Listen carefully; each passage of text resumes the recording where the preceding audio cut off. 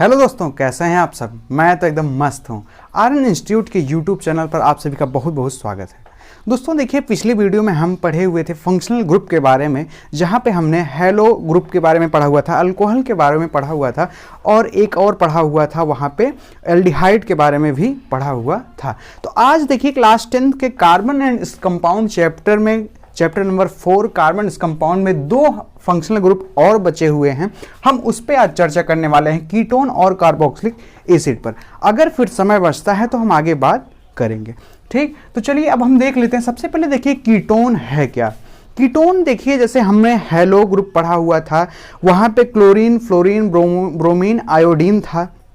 अगर वो किसी कार्बन कंपाउंड, कार्बन के साथ, हाइड्रोकार्बन के साथ अगर वो जुड़ते हैं तो वो फंक्शनल ग्रुप के तरीके से बिहेव कर रहे थे और एक उनका स्पेसिफिक नेम दिया जा रहा था जिसका नाम होता है IUPAC। ठीक, अब यहाँ देखिए कीटोन भी एक फंक्शनल ग्रुप है। वहाँ पे हमने एल्डिहाइड भी पढ़ा हुआ था, जिसे हम CHO से हम उसका फंक्शनल ग्रुप जो था, जैसे यहाँ पे देखिए COO है, पहचानने के लिए अगर कीटोन कहीं पर आ जाता है तो यहाँ COO दिया जाता है। वैसे एल्डिहाइड में हम पढ़ चुके हैं CHO होता है।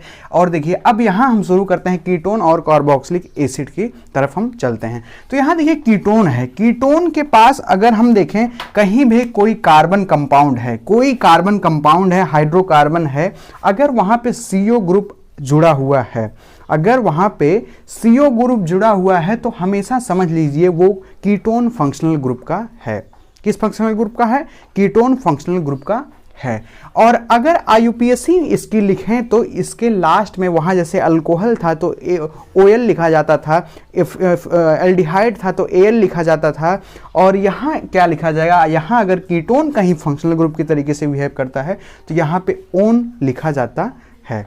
तो अब देखिए हम कोई एग्जाम्पल एक अच्छा सा ले लेते हैं और फिर हम उसे देखते हैं। जैसे चलिए हम एक एग्जाम्पल ले लेते हैं, CH3 C double bond O CH3।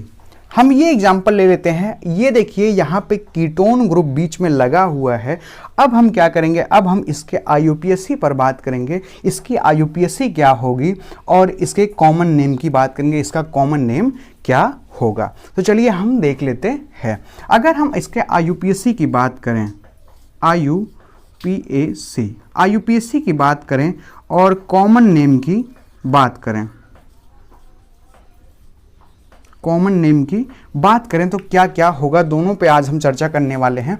तो देखिए कोई भी अगर यहाँ पे कंपाउंड आप ले लेते हैं, उसका अगर आपको IUPAC बताना है, सबसे पहले आप एक काम करेंगे। अगर देखिए यहाँ पे आपको थोड़ी सी भी डिफिकल्टी हो रही है, आप अगर जानना चाहते हैं फंक्शनल ग्रुप क्या है, हमारे कितने फंक्शनल ग्रुप हैं, तो ये इसके लिए आप इसके पहले एक वीडियो देख लीजिए। ये वीडियो हम प्लेलिस्ट में ऐड करेंगे। इसके पहले भी आप इसके पहले वाला वीडियो अगर आप देख लेंगे तो सारी चीज़ें आपको क्लियर हो जाएंगी। और अगर आप शुरू से हमारे साथ बने हुए हैं तो वो तो सबसे अच्छी बात है कि आप हर चीज़ अच्छे से समझ पाएंगे। यहाँ देखिए ये है कीटोन का एक हाइड्रोकार्बन, यहाँ कीटोन का एक कंपाउंड है, कीटोनिक कंपाउंड है। अब हम इसके IUPAC पर बात करेंगे कि इसका IUPAC क्या होगा। तो देखिए IUPAC किसी भी कंपाउंड का IUPAC अगर हमें जानना है तो सबसे पहले हम क्या करेंगे? सबसे पहले हम कार्बन की लंबी चेन देखते हैं कि कार्बन की सबसे लंबी चेन कौन सी होगी। तो यहाँ देखिए कार्बन की सबसे लंबी चेन अगर देखें तो क्या होगा? ये तीनों जो कार्बन दिए हुए हैं यही एक लंबी चेन में बनेंगे। तो हम कार्बन की लंबी चेन यहाँ से यही बना लेते हैं।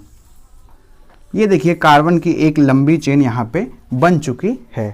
अब हम क्या करेंगे? अब देखिए दूसरा काम हमारा आता है, दूसरा काम आता है नंबर देना। कार्बन को एक तरफ से कहीं से नंबर देना, लेकिन उसके लिए एक रूल बहुत महत्वपूर्ण है कि हमें अगर नंबर देना है कार्बन को, सबसे पहले हम लंबी चेन लेंगे, फिर अगर कार्बन को नंबर देना है तो हम क्या करेंगे? हम देखिए यहाँ से हम उधर से नंबर देंगे जिधर से हमारा फंक्शनल ग्रुप नज़दीक पड़ेगा। ये बातें हमेशा याद रखिएगा और जितने भी फंक्शनल ग्रुप हैं ये बातें सबके लिए मान्य हैं। और यहाँ पे हम नंबर उधर से देंगे जिधर से फंक्शनल ग्रुप नज़दीक पड़ेगा। सारी जगह यही रूल फॉलो किया जाता है। अगर आप एक बार अच्छे से आपको समझ में आ जाएगा तो वो कभी भूलेगा नहीं और सारी जगह आप यही रूल लगा के अपना IUPAC बता सकते हैं। ठीक, तो यहाँ पे देखिए सबसे पहले हम क्या करेंगे, सबसे पहले हम यहाँ पे लंबी चेन लेंगे, उसके बाद क्या करेंगे, हम नंबर देंगे, नंबर हम उधर से देंगे जिधर से हमारा फंक्शनल ग्रुप नज़दीक होगा। और यहाँ से देखिए अगर इस कंपाउंड की बात करें तो फंक्शनल ग्रुप यहाँ पर भी, फंक्शनल ग्रुप की बात करें तो यहाँ इधर से अगर हम करते हैं तो भी 2 पे आ रहा है, इधर से अगर नंबर देते हैं तो भी 2 पे आएगा, आप किधर से भी नंबर दीजिए कोई दिक्कत नहीं है इस कंपाउंड में। तो चलिए हम नंबर दे देते हैं, नंबर हम यहाँ दे देते हैं 1 2 3, ठीक, ये नंबर हम तीनों को दे दिए हैं। अब देखिए बात आती है अब हम क्या करेंगे। अब देखिए हम तीसरा हमारा काम है, यहाँ हम देखेंगे कि हम कार्बन कार्बन के बीच सिंगल बॉन्ड है कि डबल बॉन्ड है कि ट्रिपल बॉन्ड है। यहाँ पे देखिए अगर कीटोन की बात की जाए तो यहाँ कार्बन ऑक्सीजन से डबल बॉन्ड है, हम उस चीज को नहीं देखेंगे, हम सिर्फ देखेंगे कि कार्बन कार्बन के बीच कौन सा बॉन्ड बना हुआ है। तो यहां देखिए कार्बन कार्बन के बीच सिर्फ सिंगल बॉन्ड बना हुआ है, और अगर कार्बन कार्बन के बीच सिंगल बॉन्ड होता है तो उसे हम एल्केन कहते हैं। क्या कहते हैं? एल्केन कहते हैं। अगर कार्बन कार्बन के बीच सिंगल बॉन्ड होता है तो एल्केन कहते हैं। और IUPAC लिखने के लिए यहां से लास्ट सिर्फ एन को ले लेते हैं और एल को छोड़ देते हैं। तो चलिए हम इस नाम की बात करते हैं, इसके नाम की बात करते हैं। अब देखिए अगर यहाँ पे 3 कार्बन हैं तो 3 कार्बन से क्या होता है, 1 कार्बन है तो मेथ, 2 कार्बन है एथ, 3 कार्बन है तो प्रोप। अब यहाँ 3 कार्बन है तो यहाँ पे क्या हो जाएगा, यहाँ पे हो जाएगा प्रोप, हम लिख देते हैं प्रोप, 3 कार्बन से प्रोप हो गया। अब यहाँ कार्बन कार्बन के बीच सिंगल बॉन्ड है तो यहाँ एल्केन है, और एल्केन में पूरा एल्केन ना लेके लास्ट में जो यहाँ पे एन लिखा हुआ है, लास्ट में एन जो है वही यहाँ से निकाल के हम यहाँ पेस्ट कर देंगे। यहाँ से कट करिए, यहाँ से पेस्ट कर दीजिए और ये हो जाएगा प्रोप एन। ये क्या हुआ, यहाँ 3 कार्बन से प्रोप, सिंगल सिंगल बॉन्ड है कार्बनों के बीच तो प्रोप एन हो गया। अब देखिए बात करते हैं थर्ड, हम बात करेंगे यहाँ पे फंक्शनल ग्रुप के बारे में बात करेंगे। अब फंक्शनल ग्रुप का नाम अगर हम IUPAC में क्या देंगे वो जान लेते हैं। फंक्शनल ग्रुप अगर IUPAC में हमें देना है तो उसे ओन कहा जाता है। अब हम यहाँ क्या करेंगे, यहाँ से ई को हम हटा देंगे और ई हटाने के बाद यहाँ हम जोड़ देंगे ओन। इसका नाम हो जाएगा प्रोपेन ओन, प्रोपेनोन। क्या नाम हो जाएगा, प्रोपेनोन। इस तरीके से आप जितने भी कीटोन हैं उनकी IUPAC बता सकते हैं। बहुत ही आसान है, बस आपको एक बार समझने की ज़रूरत है। ठीक, अब अगर इसके कॉमन नेम की बात करें, इसका कॉमन नेम आप अच्छे से याद रखिएगा क्योंकि कॉमन नेम इसका अक्सर ही पूछा जाता है। तो इसका कॉमन नेम होता है एसीटोन। क्या होता है, एसीटोन होता है। आप इसके कॉमन नेम को हमेशा याद रखिएगा। इसका कॉमन नेम हमेशा ही पूछा जाता है, सवालों में, क्वेश्चनों में हमेशा ही इसका कॉमन नेम पूछा जाता है। ठीक, तो चलते हैं हम एक और एग्जाम्पल ले लेते हैं, उस पर अब हम बात कर लेते हैं। तो चलिए हम इसे रब कर देते हैं। चलिए हम देखिए दूसरा एग्जाम्पल ले लेते हैं। ये देखिए हमारा दूसरा एग्जाम्पल है। देखिए आप लोगों के मन में एक सवाल आता होगा कि यहाँ हमेशा फंक्शनल ग्रुप बीच में क्यों रखा जाता है, क्यों हम फंक्शनल ग्रुप को, यहाँ जो कीटोन का फंक्शनल ग्रुप है उसे बगल क्यों नहीं रखते, कोने में क्यों नहीं रखते। आप कहीं भी देखेंगे, किसी किताब में देखेंगे तो ये हमेशा बीच में होगा, किसी भी किताब में ये बगल में नहीं होगा। इसका एक बहुत बड़ा लॉजिक है, कारण है, वो देख लीजिए। यहाँ पे अगर देखिए हम कीटोन के ग्रुप को अगर हम बगल में कर देते हैं तो कार्बन की कितनी वैलेंसी होती है, आप लोग जानते होंगे कार्बन की वैलेंसी 4 होती है। और अगर इधर हम लगा दें CH2 लगा दें, ठीक। अब यहाँ देखिए कार्बन की 3 ही वैलेंसी कंप्लीट हो रही है, एक वैलेंसी कंप्लीट नहीं हो रही है। और अगर कहा जाता है अगर वैलेंसी नहीं कंप्लीट हो रही है तो आप वहाँ हाइड्रोजन लगा देते हैं। अगर आप हाइड्रोजन यहाँ लगा देंगे तो ये एल्डिहाइड बन जाएगा, ये कीटोन नहीं रहेगा। इसीलिए कीटोन को हमेशा क्या किया जाता है, इसीलिए कीटोन को हमेशा बीच में रखा जाता है जिससे कार्बन की वैलेंसी पूरी रहे और वो एल्डिहाइड ना बन सके। यहाँ अगर हम अभी यहाँ बगल में लगाए हैं ये कीटोन, यहाँ पे देखिए अगर हम H लगा देंगे उसकी वैलेंसी पूरी करने के लिए तो ये एल्डिहाइड बन जाएगा। इसीलिए यहाँ पे इस तरह नहीं किया जाता है। तो चलिए अब हम इसके IUPAC पर बात कर लेते हैं। इसका IUPAC क्या होगा, ठीक। तो IUPAC पर अगर हम बात करें इसके और कॉमन नेम पर बात करें, ठीक। दोनों ही बहुत आसान है, जैसे अभी मैंने उसके पहले बताया है वैसे ही आप अच्छे से बता सकते हैं। तो चलिए देखिए, सबसे पहले हम क्या करेंगे, सबसे पहले हम मेन चेन चूज करेंगे, कार्बन की सबसे लंबी चेन चूज करेंगे। तो यहाँ हम देखिए कार्बन की सबसे लंबी चेन कौन सी है। कार्बन की यहाँ देखिए सबसे लंबी चेन है जो यहाँ पे दिख रहा है, ये कार्बन के सीधे सीधे जो है ये कार्बन की सबसे लंबी चेन यहाँ पे दिख रही है। और देखिए हम यहाँ कीटोन, हमारा कीटोन में भी कार्बन है, तो इस कार्बन को भी हम नंबर देंगे, जैसे हमने पिछली बार नंबर दिया था पिछले एग्जाम्पल में। तो यहाँ देखिए अगर हम ये पूरा चेन ऐसे बना लेते हैं तो यहाँ देखिए अब हम बात करेंगे, अब क्या करेंगे, दूसरा नंबर हमारा आता है कि नंबर हम उधर से देंगे जिधर से हमारा फंक्शनल ग्रुप नज़दीक होगा।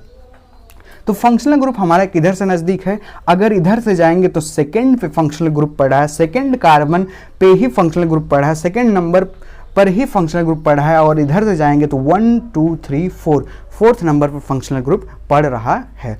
तो हम किधर से, आप प्रीफर किधर से करोगे कि आप नंबर दो, आप प्रीफर उधर से करोगे जिधर से आपका फंक्शनल ग्रुप नजदीक पड़े, जिधर से आपका फंक्शनल ग्रुप नजदीक पड़े उधर से आप प्रीफर करिएगा नंबर देना, अन्यथा आपका आंसर गलत हो जाएगा।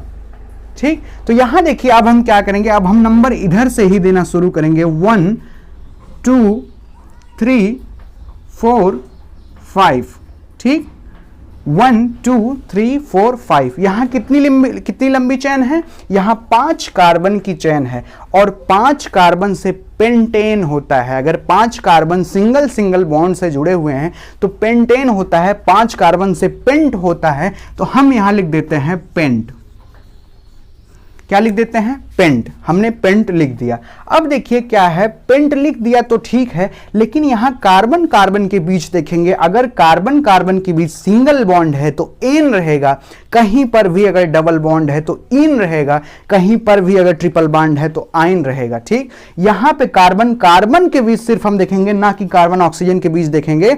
यहां कार्बन कार्बन के बीच सिंगल बॉन्ड है तो पेंटेन हो जाएगा। क्या हो जाएगा दोस्तों, पेंटेन हो जाएगा। क्या हो जाएगा, पेंटेन हो जाएगा। और अगर कीटोन की बात करें तो कीटोन का फंक्शनल ग्रुप ओन होता है और COO होता है, और COO अगर IUPAC में यूज किया जाए तो उसे ओन कहते हैं। और यहां पे देखिए यूज हुआ है, लेकिन यहां पे एक काम हम और करेंगे, हम बताएंगे, यहां पे लंबी चेन है, हम बताएंगे कि फंक्शनल ग्रुप कहां पे यूज हुआ है। तो हम क्या लिखेंगे, यहां से ई को हम गायब कर देंगे और यहां लिख देंगे 2 ओन। क्या लिख देंगे, 2 ओन। अब देखिए 2 ओन हम क्यों लिख रहे हैं, अब बात इस पे करते हैं कि 2 ओन हम क्यों लिख रहे हैं। थोड़ा साफ से लिख दें जिससे अच्छे से दिखे, 2 ओन।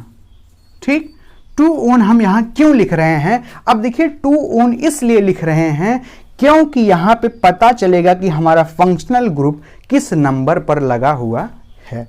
ठीक, इतनी बात आपको समझ में आई होगी। अब इसके कॉमन नेम की हम बात करते हैं। इसके कॉमन नेम की अगर बात करें तो यहां पे देखिए, अगर CH3 को हमने पहले भी बात किया है, अगर CH3 कहीं पे आ जाता है तो उसे हम क्या कहते हैं, उसे हम मेथिल कहते हैं। अगर कहीं पर भी CH3 आ जाए, ठीक, CH3 बना कैसे, सबसे पहले एक बार रिकॉल करा दे आपको। CH3 देखिए CH4 से, मीथेन से बना हुआ है। CH3 किससे बना हुआ है, मीथेन से बना हुआ है CH3। जब मीथेन का 4 कार्बन है यहाँ पे, जब यहाँ 4 कार्बन में से एक हाइड्रोजन कम हो जाता है और कार्बन की वैलेंसी फ्री हो जाती है, वो किसी से जुड़ने के लिए तैयार हो जाती है, तो उसी को CH3 कहते हैं। और CH3 को एक स्पेसिफिक नेम देते हैं जिसका नाम है मेथिल। क्या नाम है, जिसका नाम है मेथिल। ठीक, CH3 को क्या कहते हैं, मेथिल कहते हैं। और यहां देखिए, यहां 1 2 3 कार्बन हैं, तो इसे क्या कहेंगे, मेथ एथ प्रोपिल इसे कहेंगे। क्या कहेंगे, प्रोपिल। अगर इसके कंबाइंड स्ट्रक्चर की बात करें तो यहां C3H6 होना चाहिए। C3H8 में से एक हाइड्रोजन कम हो गया है, इसको हम C3H7 यहां पे लिखेंगे। आप हाइड्रोजन को गिन सकते हैं, कार्बन यहां पे 3 है, 3 2 5 5 2 7 हाइड्रोजन है। ये एक एल्किल ग्रुप है, इसके पहले हमने बात कर चुके हैं हम इस पे। तो इसका क्या नाम हो जाएगा, इसका नाम हो जाएगा प्रोपिल। मेथ एथ प्रोपिल। क्या नाम हो जाएगा? प्रोपिल हो जाएगा। अब देखिए इसके अगर हम कॉमन नेम की बात करें तो क्या हो जाएगा? कॉमन नेम इसका हो जाएगा मेथिल प्रोपिल कीटोन। क्या हो जाएगा? Methyl propyl ketone. क्या हो जाएगा? Methyl propyl ketone. हम यहां पे लिख देते हैं, यहां पे हो जाएगा मेथिल प्रोपिल कीटोन। ठीक, यहां पे क्या हो जाएगा? मेथिल प्रोपिल कीटोन हो जाएगा। अब आप एक बात कहेंगे कि यहां पे मेथिल प्रोपिल कीटोन क्यों हुआ है, क्यों प्रोपिल मेथिल कीटोन नहीं हुआ? क्योंकि प्रोपिल यहां पे तो 3 बार है, 3 कार्बन है, प्रोपिल बनता है 3 कार्बन से, तो पहले इसे लिखना चाहिए था, ये तो बड़ी चेन है। तो यहां पे इसलिए नहीं लिखा गया है क्योंकि हम अल्फाबेटिकली देखते हैं, यम पहले आता है, पी बाद में आता है, इसीलिए देखिए मेथिल प्रोपिल कीटोन लिखा हुआ है। इतनी बात मुझे आशा है कि आपको समझ में आई होगी। अब हम बात करेंगे कार्बोक्सिलिक एसिड पर, हम इसे रब कर देते हैं।